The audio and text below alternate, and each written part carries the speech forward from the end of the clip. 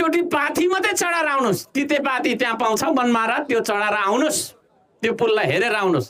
अनि तपाईँले हिसाब गर्नुहोस् घरदेखि निस्किएर तपाईँको छैन त्यहाँ पुगेको र त्यहाँदेखि फर्केको दिनको तपाईँको छैन कति खर्च तपाईँलाई हुँदो रहेछ यातायातमा, खानामा, बस्नमा। त्यस पछाडि तपाईँले क्यालकुलेसन गर्नुहुनेछ 400-500 जना श्रमदाता त्यहाँ पुग्दाखेरि कति खर्च लाग्यो भन्ने चिज।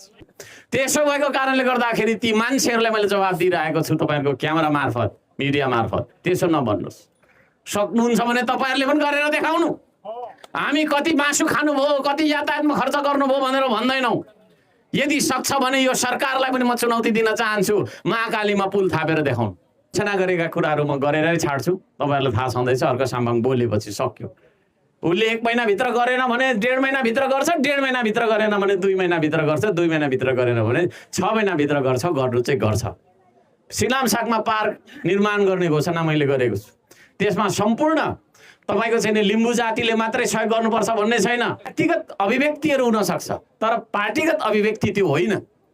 जे कुरा मैले भने हुन्छु त्यो कुराको मात्रै मैले जिम्मा लिने हो। तर को कसले कहाँ के गर्यो भन्ने कुरालाई मुछेर अर्को साम्पाङलाई मुछ्ने, श्रम संस्कृतिलाई मुछ्ने गल्ती कसैले पनि नगरिदिनका लागि म विनम्रताका साथ हार्दिक अनुरोध गर्न चाहन्छु। त्यो हाम्रो पार्टीगत धारणा होइन। उहाँले गर्दाखेरि दार्चुलामा पुल हामीले बनाउन प्राविधिक हिसाबबाट सक्यौँ। ढुङ्गा मात्रै बोक्छु भनेर पुल बन्दैन, ढुङ्गा मात्रै बोक्छु भनेर घर बन्दैन है, काम मात्रै गर्छु भनेर बन्दैन। त्यसमा चाहिँ तपाईँको इन्जिनियरिङ एक्सपर्टिज पनि चाहिन्छ। त्यसो भएको कारणले गर्दाखेरि उहाँले थुप्रै ठाउँमा पनि पुल थापेर सहयोग गर्दै आउनुभएको रहेछ वेलफेयरमा काम गर्दाखेरि। त्यसो भएको कारणले गर्दाखेरि उहाँसँगको त्यो अनुभव, त्यो ज्ञान, त्यो सिपलाई प्रयोग गरेर हामीले दार्चुलाबाट पुल बनायौँ। दार्चुलामा पुल हामीले बनाउनु गइसकेपछि के भयो त? त्यहाँ भौतिक पुल मात्रै बनायौँ भन्दाखेरि होइन, हाम्रो मन जोडिएको छ आज होइन। दार्चुलाका मान्छेहरूको फोन नम्बर हामीसँग छ थोरैमा पनि, उहाँहरूको मोबाइलमा हाम्रो फोन नम्बर छ थोरैमा पनि। हामी संवाद गरिरहेका छौँ। हाम्रा 2-4वटा सम्झनाका स्मृतिका पाना भनौँ भिडियो क्लिपहरू भाइरल छन्। त्यो सम्झना बनाउनका लागि सहयोग गर्नुहुने सबैजना हाम्रो डम्बर सर, प्रसादजी, नवीनजी, धनवनेम, ऋतुवर्धन सर, सरोजजी लगायतका सम्पूर्ण टोलीलाई, समिताजी लगायतका सम्पूर्ण टोलीलाई अब सबै नाम लिन त राख पर्छ।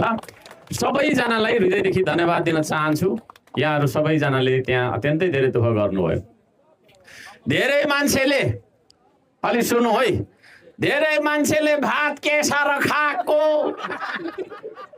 भनेर गीत गाइरहेछन्, तर त्यो गीत चल्दैन। मलाई थाहा छ हिट गीत लेखक भनेको त हामी हो नि होइन। खान्छ त भात, भात नखाइ बाँचेको छ कोही छैन। मासु किन खाएको भन्छ। ए बाबा मासु नै खा भनेर पैसा दिएपछि नखाएर के भयो होइन। मासु खान हुँदैन त मन दुखाउँछ। त्यसले गर्दा मासु खाए, भात खाए। यो कुरा तपाईँको चाहिँ हामीलाई विरोध गरिरहनु हुने, जानी बुझी पनि विरोध गरिरहनुहुन्छ। ठिकै छ, उहाँहरूले गर्दा पनि हामी चर्चित छौँ।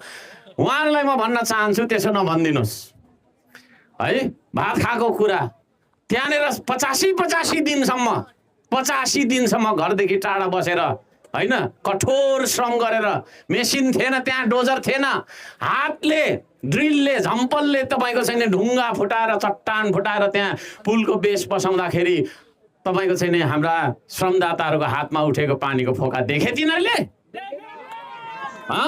त्यहाँ 10 धारा पसिना बगेको कुराहरू देखे। त्यहाँनिर तपाईँको चाहिँ काम गर्दै गर्दाखेरि भावनामा यो होस् या जसरी होस्, देश प्रेमले होस्, श्रमदाताको आँखाबाट झरेको आँसु देखे। अनि भात खाएको कुरा गरेर हुन्छ? अब फेरि यातायातमा के साह्रो खर्च गरेको। अरे अस्तिको दिन तपाईँको चाहिँ के अरे म ताप्लेजुङ घुमेर आएको, त्यो गाडीको तपाईँको चाहिँ होइन भाडा त्यो पनि छोडिदिएको 40,000 तिरे। 2 दिन ताप्लेजुङ घुमेर आउँदाखेरि होइन 4 जना बस्ने गाडीको भाडा 40,000 लाग्छ भने यहाँदेखि तपाईँको 400-500 जना तपाईँको चाहिँ होइन के अरे श्रमदाता लगेर दार्चुला पुग्नलाई कति लाग्छ होला? गाडीमा मात्रै तपाईँको 7 दिन लागेको कुरा छ यहाँ। त्यसो भएको कारणले गर्दाखेरि ती मान्छेहरू जो जतिले हामीलाई विरोध गरिराख्नु भएको छ, तपाईँहरू एकचोटि गएर त्यो पुललाई छोएर आउनुहोस्। ढुङ्गा पनि नबोक्नु, केही पनि नगर्नु, त्यो पुलमा पाथी चढाएर आउनु त कति खर्च लाग्दो रहेछ त्यस पछाडि तपाईँलाई थाहा हुन्छ है। जथाभावी भनेको छ, श्रमदातालाई तपाईँको गीत जाएको छ।